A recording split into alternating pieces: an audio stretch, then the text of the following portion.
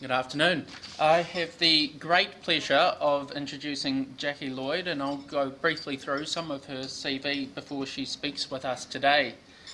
Jackie is an independent director and board advisor. She's currently the acting chair of New Zealand Post, chair of Experience Wellington, Wellington Museums Trust, a director of Naylor Love Enterprises and Ag Research, and also a trustee of the Lion Club. Jackie has a tremendous amount of experience with the New Zealand Dairy Board, NZMP, Fonterra, and experience with consulting and in governance. She is also a member of Global Women and a chartered member of the Institute of Directors, and she's coming to share with us some of her experience today on governance, and I'm sure that you will all join me in welcoming her to the stage. Thank you very much, Jackie.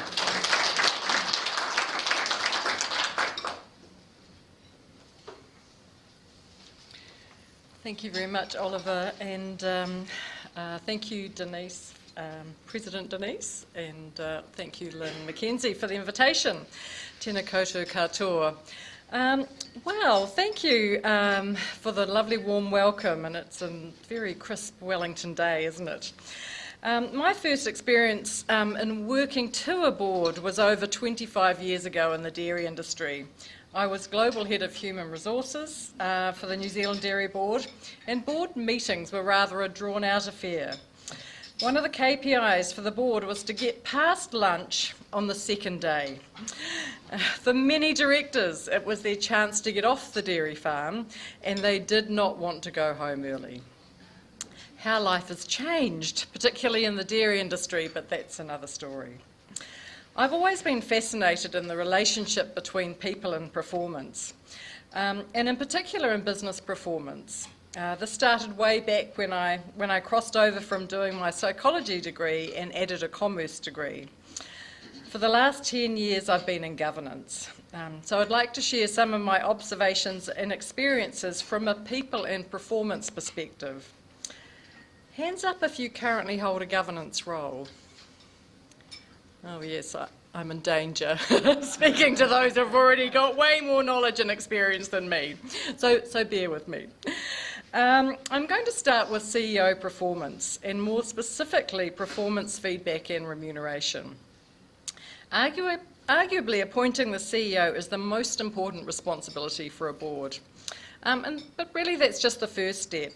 Creating an environment where they really excel and reach all that potential that you and the board saw in them when you appointed them is when the rubber really hits the road. It's my observations that boards often struggle giving performance feedback and getting pay right. The annual performance review. What does this achieve? Sure, it's a check-in for did the organisation achieve what it set out to do, but what does it achieve for the chief executive personally? Often performance discussions are awkward. Do you involve the board? Do you involve a subcommittee? Is it with the chair? And the chief executive does the typical human thing, remembers the one thing they were criticised for and forgets the 10 positive things. Helping people excel calls for a far more immediate response. Recently, I've been trying to put some research into action.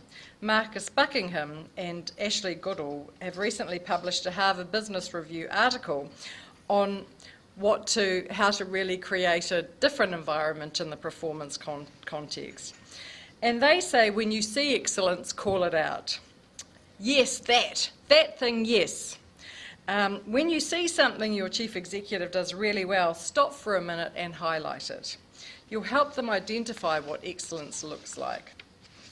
Most people already know about their weaknesses, but benefit when you call out their strengths. Instead of saying, good job, try, here are the 3 things that really worked for me today. Regular, specific, strengths-based feedback changes behaviour. It releases oxytocin in the brain, the love drug, the creativity drug. Correction is good, so if someone's doing something not quite right, correcting them is good, but criticism can be toxic. It releases cortisol into the brain, the stress hormone. It releases that fight or flight and reduces innovation. Boards have a role in creating a culture where chief executives feel safe, seen, heard and respected. If they're not up for the job, that's a different story. And if they don't have the confidence of the board, then also a different story. And the sooner you address that, the better. Do executive incentive schemes work and drive performance? My take on this is probably not as they're intended to. Around the world, there are increasing challenges emerging in the way pay is traditionally structured. Australia, the Hayne Report on culture and conduct in the banking sector, scathing in its use of incentives. It said out of culture, governance, and remuneration. Remuneration had the most direct impact, direct link into conduct. In the US, the rise of ESG, environmental, social and governance. A shift away from pure financial measures. There's a belief that incentives focused on short-term gains without considering the long-term negative effects were partially responsible for the GFC. US regulators are pushing for tighter rules, including the deferral of half of an executive bonus for up to 7 years to determine if the executive's actions did in fact harm the institution. UK, legislation is underway focusing on transparency and accountability. The CEO-worker pay ratio is going to need to be reported. Actually, this has started in the US as well. So get this, the average chief executive of an S&P 500 company earned 287 times more than their median employee last year. Last year, America's CEOs earned a staggering $14.5 million on average, compared with the average 39,880 that rank and file workers made. No wonder there's so much disruption. And in New Zealand, state sector chief executive pay, there's a removal of performance bonuses, pay equity claims, and the FMA and RBNZ conduct and culture reviews, all pointing to the role and questioning the role of performance bonuses. Research tells us that intrinsic motivation is a stronger predictor of performance than extrinsic motivation. Most CEOs are motivated from within to do the right thing, like most of us. In my experience, traditional incentive schemes can have perverse outcomes and can lead to tension and mistrust in the employment relationship. We did away with senior executives' incentives in New Zealand Post after a stoush between the chief executive and between the board and the then chief executive. Without an incentive scheme, is the New Zealand Post chief executive any less motivated? No. Is the chief executive any less clear about their priorities and area of focus? No. Did the board have difficulty attracting candidates for the role with no incentives in the package? No. For each of my organisations, including those in the private sector, we are re-evaluating the roles of incentives in driving performance and excellence. Over the next few months at Naylor Love, we'll be looking at the Senior Executive Incentive Scheme, looking at not just whether we continue with it, but actually the cadence of incentives, because we would rather recognise the completion of projects than have an annual cycle. It's far more better to relate the incentive to when the good work was done. Oh, and by the way, unlike others in the construction centre, Naylor Love is doing very well, thank you. We've been around for over 110 years and we intend to be around a lot longer. That leads me on to board performance, and I'm going to talk about who gets on the board and then how the board operates. But let's begin with who's at the governance table. Oliver, I think you were often on a lot of people's mind, because it seems to be very hard to crack into governance.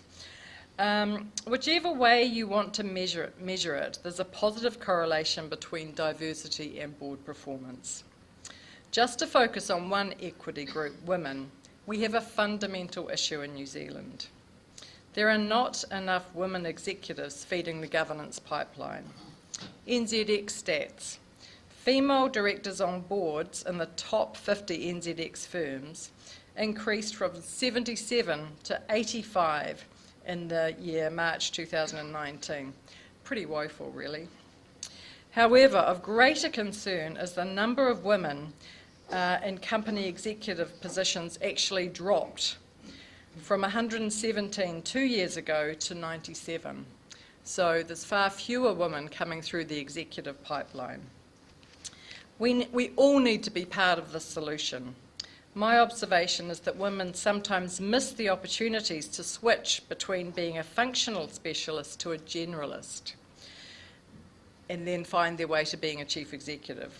In my view, it doesn't take elaborate career or training interventions. What it takes is for someone further up the tree to see their strengths and back them. Reflect on your own careers. Did someone give you an opportunity? Pay it forward. Having a board apprentice is a way of increasing the governance-ready pipeline.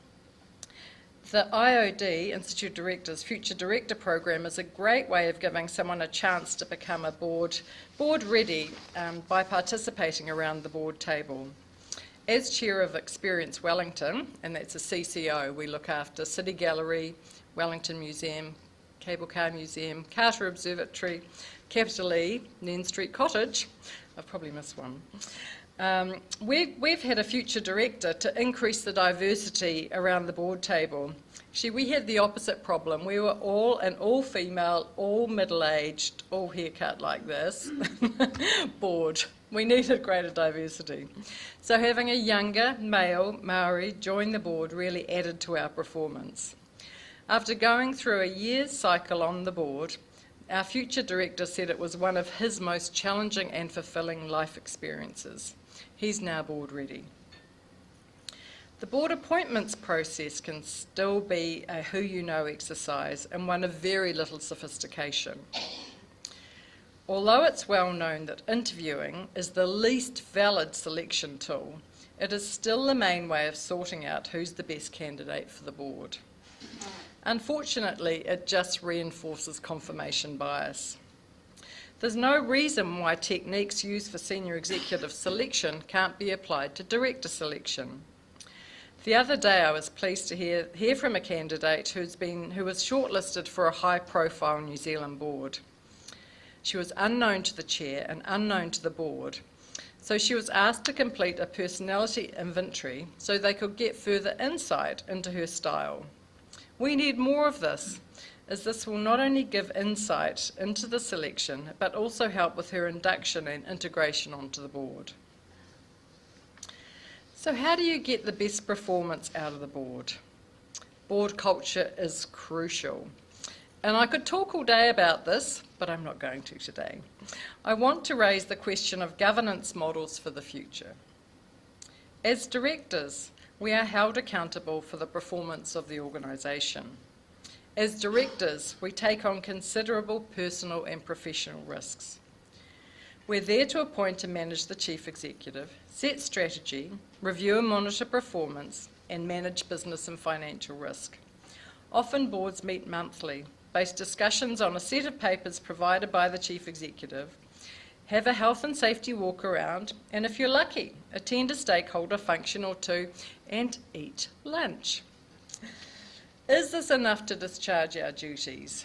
Maybe if it's business as usual, but I don't know an organisation that isn't being disrupted one way or another at the moment.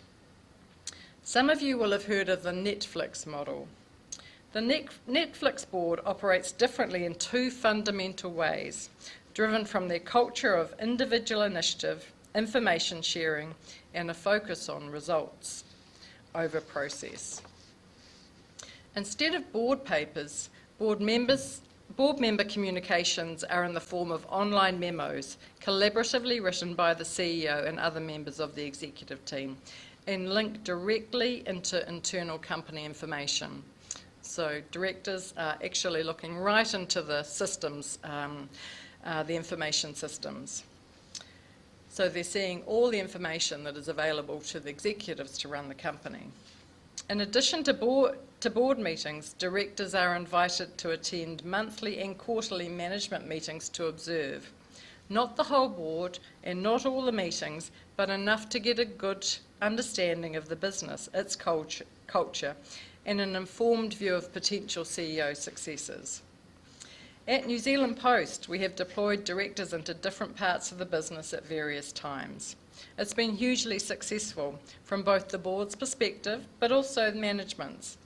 A few years ago, I took on the Network of the Future project, a project that was completely transformed the male side of the business. Meeting with the team every couple of months, I was able to relay my independent view to the board on how things were going. The team gained insight into what the board would be interested in, as well as my experience in change and logistics. Over the years, individual directors from New Zealand Post have been involved in areas that are developing or emerging or changing, such as agency models, health and safety, IT and digital. It's worked because there was trust and respect between the board, chief executive and management, and very little ego. Actually, I just wanted to pause on New Zealand Post just to let you know how hugely complex and changing that business is at the moment. We are really challenged on the male side of the business. So over a decade ago, we delivered over 1 billion letters, 1.2 billion letters a year. Last year, we delivered 300 million letters a year. We're dropping letters by about 1 million a week. So you'll undoubtedly understand the challenges that we have in running what is very much a fixed base. So that Network of the Future project was to change things like delivery models, how we sort mail, how we deliver it, frequency. We've just about wrung as much as we can out of that business, so it's going to be an interesting next phase. Fortunately, the parcel side of the business is growing. So we've had about 14% on average year-on-year growth there. But yeah, fascinating. So whether it's the Netflix model or something else, we can't just run that business or oversee that business from a governance perspective by meeting once a month. It's far more, it's moving very quickly. I think in future directors need to be far more engaged with businesses, their employees, customers and communities. And in this, director remuneration needs to increase to greater levels because we're all having to commit more time, have greater accountability and exposure with liabilities. I now close every board meeting that I chair with a board review. Linking back to what I was saying at the beginning about CEO performance, there's no use waiting for an annual board review cycle to get feedback and then learn. There's nothing like discussing it around the table. How well did we do? Are there better ways we could serve management? Calling it out, what went well at that time might take some perseverance, but it's really worth it. Sometimes directors, when you start doing this, struggle because they think their role is to criticise and to challenge rather than to think about call out what went really well. But think about how to get the best performance about your CEO. The same applies to the board. When you see directors making great observations, when you see the board working really well together, call it out. Don't wait for the annual review. In closing, I'd like to thank you for the opportunity I've had to reflect on the impact on people and performance in a governance context. The way we recognise and reward CEO performance does make a difference. Who's on the board makes a difference. And how boards operate makes a difference and will need to change. There's much more to do and much more fun to be had than just eating your lunch. Thank you.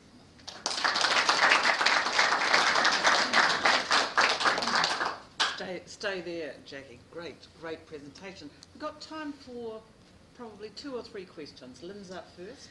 Jackie, I think you said to me you're a Rotary Exchange student. So what impact did being a Rotary Exchange student have in retrospect? Oh, thank you for that question. And I did mean to weave it into my speech, but I didn't. And in fact, I think I said to you it was 30 years ago, and then I suddenly had a, oh shit, it was 40 years ago moment. So I was sponsored by the Dunedin North Rotary Club, and for me it totally expanded my horizons. I lived in a reasonably new suburb in Dunedin and Waverley, which Lynn, your family was there too. And I think the year I was away, 1979, there were 3 new houses built in Waverley. When my year was in Perth, and in Perth in Western Australia, and stayed with a variety of families as we did in Rotary in those days. I'm not sure if it's still the same. I had amazing exposure to people from very different cultures. My counsellors were builders, and I asked them how many houses did they build, thinking, 4 would be a big thing. 100 a year in 1979. So understanding that life was very different and there were all sorts of possibilities certainly expanded my horizons. Nice question, Linda. And then this hand.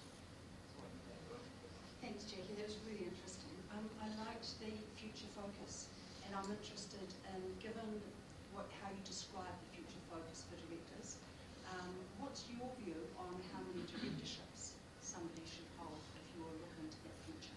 Yes, it's so. I think less because we have to give more, and one of the key issues is having if your portfolio is your career, actually being paid enough to be able to make that happen. So I do think fees need to go up, and to recognise the input. I think 5 or 6 is plenty, and if you chair, that counts for more than one. But often you get into a transition stage. So I've in fact just started on Te Papa board this month, and because I will be going off Experience Wellington next year, but you can never pick the timing of these things. So as you know, if you've got a governance portfolio, it becomes a bit of a rolling maul to get the timing right. But you definitely need to give yourself time and space. Congratulations on that. Thanks. Richard, last question. The State Sector Act is in the process of being reviewed. The legislation came out soon. One of the big issues there is fixed terms for chief executives and whether they might indeed be expanded into Crown entities. Have you got a view on these tend to be 5-year plus 2-year renewal, and there are major arguments as to whether that's a good or bad thing in terms of continuity and depth of expertise among chief executives? Yes, I am in favour of terms for directors, but not for chief executives. I think chief executives should actually be on the same terms as their employees. And it's actually illegal to you can't have a fixed term for your employees. Why would you do that for your chief executive? I can see why they're doing it. It certainly makes succession planning easier, and you can move people around. But depending on the stage and phase of the organisation, you need to have, I think, some flexibility in how long. Thank you, Jackie. We invite Oliver up the front to say thanks on our behalf.